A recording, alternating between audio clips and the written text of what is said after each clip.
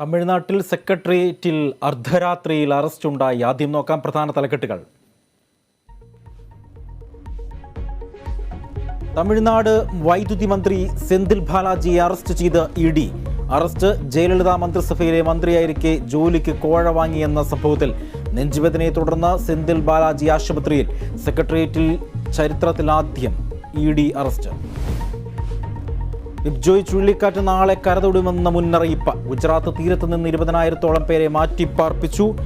കേരളത്തിൽ പല ജില്ലകളിലും വ്യാപക മഴ. കടൽ പ്രക്ഷുബ്ധമായേക്കുമെന്ന് കേന്ദ്ര കാലാവസ്ഥാ വകുപ്പ്. പുരാവസ്തു തട്ടിപ്പ് കേസിൽ കെ സുധാകരൻ ഇന്ന് ക്രൈംബ്രാഞ്ചിന് മുന്നിൽ ഹാജരാകില്ല. പുതിയ നോട്ടീസ് അന്വേഷണ സംഘം ഇന്ന് നൽകിയേക്കും. മുൻകൂർ ജാമ്യ ഹർജിയുമായി സുധാകരൻ ഹൈക്കോടതിയിലേക്ക്.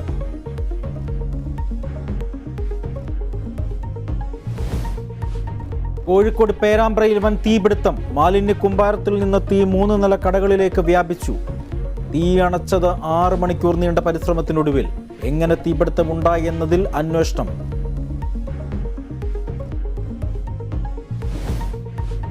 കാലവർഷം ശക്തി പ്രാപിച്ചതോടെ പനി ബാധിക്കുന്നവരുടെ എണ്ണം വർദ്ധിക്കുന്നു. ചൊവ്വാഴ്ച മാത്രം ചികിത്സ തേടിയത് 10,000-ലധികം പേർ. ഡെങ്കിപ്പനി കേസുകളിലും വർധനവ്. പകർച്ചപ്പനികൾക്കെതിരെ ജാഗ്രതാ നിർദ്ദേശവുമായി ആരോഗ്യവകുപ്പ്.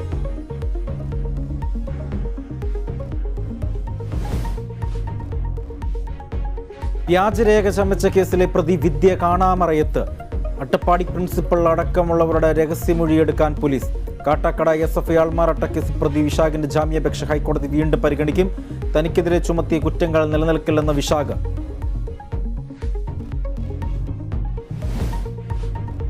യുവേഫ നേഷൻസ് ലീഗിലെ ആദ്യ ഫൈനലിസ്റ്റിനെ ഇന്നറിയാം.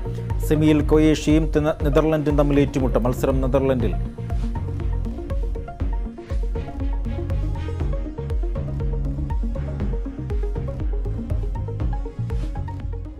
വിശദമായ